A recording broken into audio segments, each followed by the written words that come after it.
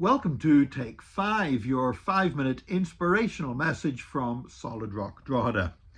An unusual case came up in China this week where police stopped a truck and discovered 1,000 cats being carried in the back of the truck. Now, apparently the truck was on its way to a slaughterhouse, and the cat meat was going to be passed off as either pork or lamb skewers or turned into sausages. And apparently the gang that was involved in this stood to make about $20,000 profit by substituting the cat meat for other kinds of meat. Well, people had noticed in a certain area beside a cemetery that there was many boxes of cats were being put into a warehouse, and so they called the police, and the police kept an eye on things, saw that the truck had left and stopped the truck, and all the cats apparently have been saved and have been put into sanctuaries that will care for them. However, there's very little the police can do. They can bring charges on food safety laws, on passing off one meat as another, but apparently they can't press any charges on animal cruelty or anything like that, because China doesn't have any laws protecting domestic animals. Now, China does have laws protecting endangered animals like pandas or tigers, and it does have laws protecting farm animals, and that farm animals must be treated in a particular way, but those laws do not apply to dogs and cats or any kind of domestic animals. And this is something, that really sometimes those of us who have grown up and live in countries with a strong Christian tradition just assume as something around the world that people care about animal welfare. But that's not actually the case.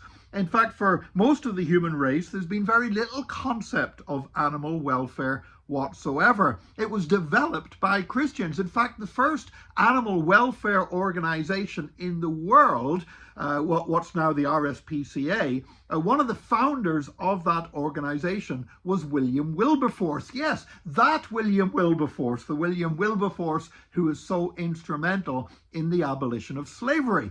Because Wilberforce, like many Christians, understood that to have your life touched by God and to become a follower of Jesus Christ means that there has to be a compassion, and that compassion is not just to your fellow human beings, but is also to animals as well. And so this whole concept of caring for animals that we have in Ireland, for example, is a direct outcome of the influence of the gospel.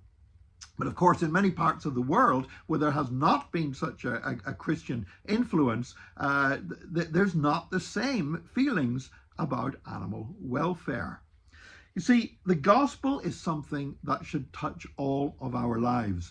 The gospel is not just about making us people who now are going to heaven rather than hell. The gospel is not just about getting our fire insurance for eternity, but the gospel is also about transforming us, is making us different people, in making us people who are more compassionate, people who are kinder, people who are gentler. And that doesn't stop with other human beings. It should apply to other human beings, of course, but it also even goes into the whole area of animal welfare.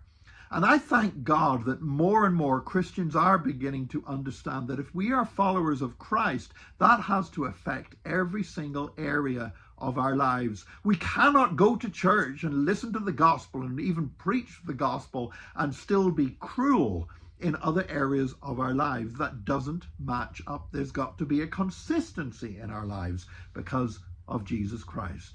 And so I'm glad the cats were saved in China. I'm grieved when I see and hear reports of animal cruelty wherever they come from.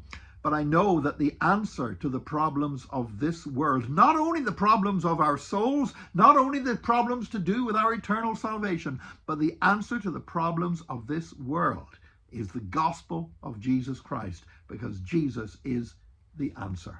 God bless you. Join us again tomorrow for another Take 5, your 5-minute inspirational message from Solid Rock Drogheda.